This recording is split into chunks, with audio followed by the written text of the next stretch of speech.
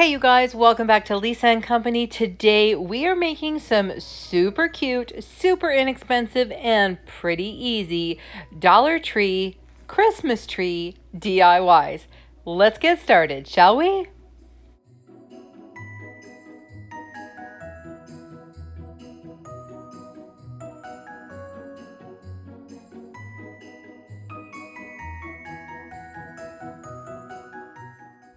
Today we are using 22, yes, 22 of these Dollar Tree Christmas trees. And we're going to make some pretty cool DIYs with these. Now, I did inadvertently, okay, not paying attention, pick up two of these iridescent ones. I have never seen these before. I guess I just reached for a whole bunch of white ones, and this is what I got. Let's get started on DIY number one. I'm starting out this DIY with 4 of the white trees and 2 iridescent ones. Now this means that I have an awful lot of these plastic pieces left over, and I am going to come up with a great DIY to use these because by the time I'm finished, I'm going to have an awful lot of them.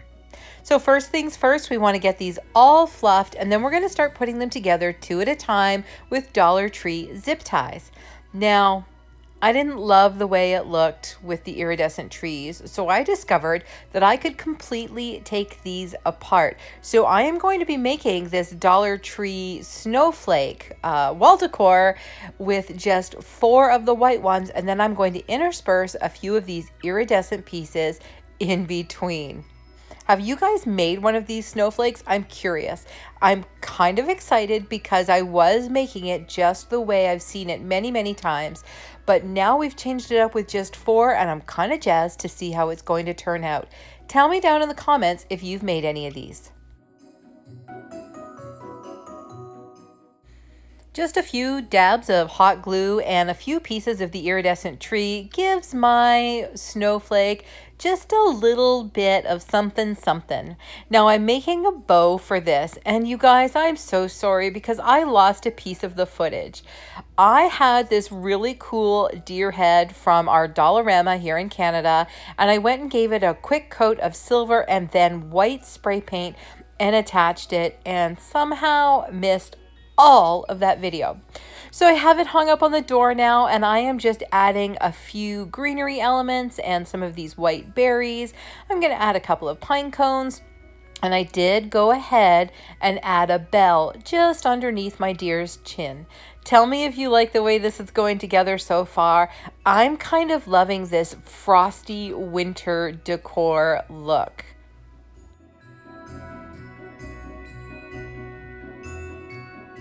If you guys have been watching for a while, you know I love to make blue and white decor for my mom, who is a lover of all things blue and white. Did anybody guess that maybe this was going to my mom's?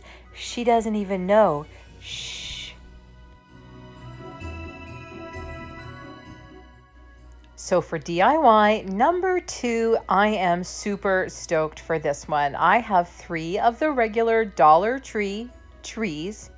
I'm going to be so sick of saying that by the time we're done. And I want to show you that this is hollow like a straw. So on one of these trees, I'm going along with my pliers and just flattening that out a little bit. I have a feeling you're going to see where I'm going with this really quickly. So now that it's flattened, I'm able to bend it just ever so slightly. You want to be careful that you don't snap that hollow pipe. It is Dollar Tree, and you know it's not crazy good quality. Now I'm going to assemble my 3 trees together using my Dollar Tree zip ties. Have you figured it out yet? I'm just curious. If you figured it out before I show you, head on down to the comments and let me know what I'm making. Let's see who gets this. It's been a crazy year for Izzy and I, and as most of you know, we moved into our own home earlier this year, and I wanted to make some really fun decor for her bedroom this holiday season. So this happens to be from one of our favorite family movies. Did you get it yet? Have you figured it out yet? Yes, ladies and gentlemen, I am making Izzy a Grinch tree for her bedroom. So I'm going to take a little bit of that iridescent tree that I had left over and just pop it in there. And again, Not to make it crazy sparkly, but just to give it a little bit of something sparkly. And we added one red ornament right on the end, and this is going to look so cute in her room. Make sure you keep watching and you have hit subscribe because I have all kinds of fun DIYs for her bedroom coming up. So DIY number 3, well, the second DIY was just a dry run. Now we're going to take 14 of these trees, because I want a Christmas tree too. And we're going to build ourselves a nearly 4-foot tall Grinch tree. Wait, Farmhouse Grinch tree from these Dollar Tree trees. So I've taken them all out of their boxes. I have fluffed them, and now I have some black Dollar Tree zip ties to put them together. I'm using the black ones because I don't want to be able to see them. And we all know these trees are a little sparse. So we're going to start with 5 for the base. Now we're not just going to put together 5 trees all at the bottom. I think it will look really heavy. I really want to stagger these as I go up. Now I did discover because I had to put 5 together, I really had to flatten these trees. So if you take a look, and I know this is going kind of fast, but you can see that not all of the trees end in the same place. And now I'm slowly going to start building that up as we work our way up the tree. So it's not 5 on the bottom and then 4 and then 3 or anything like that. It literally staggers. So I've got the 5 at various heights, and then one at a time, I'm going to keep adding those. You guys, I'm so sorry because it is a little tricky to see this. I was hoping on the white background it would show up really well, but it's tough. There's a lot of green going on here. When we get to the very last tree, and you guys, this is kind of funny.